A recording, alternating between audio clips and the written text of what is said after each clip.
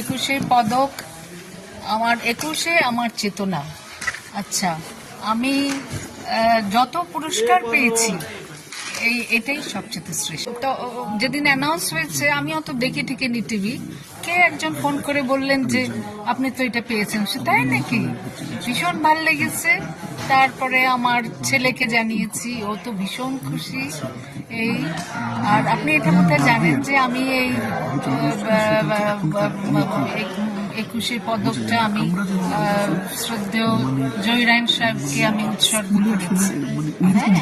আজকে যদি আমার বাবা মা বেঁচে থাকতেন কত খুশি হতেন, সেটা একটা বাবা মা জানতে পারলেন না। যাই হোক, এই আর আমি আজকে এই বড় বড় সব পরিচালক, বিশেষ করে সত্যজিৎ রায়, সুভাষ দত্ত, কানাদাউর রহমান, হ্যাঁ, তারপরে নারায়ণ ঘোষ, মিতা, আমজাদ হোসেন সহ অনেক বিখ্যাত বিখ্যাত পরিচালকের ছবিতে কাজ করতে পেরেছি এবং তাদের কাছে অনেক কিছু শিখেছি।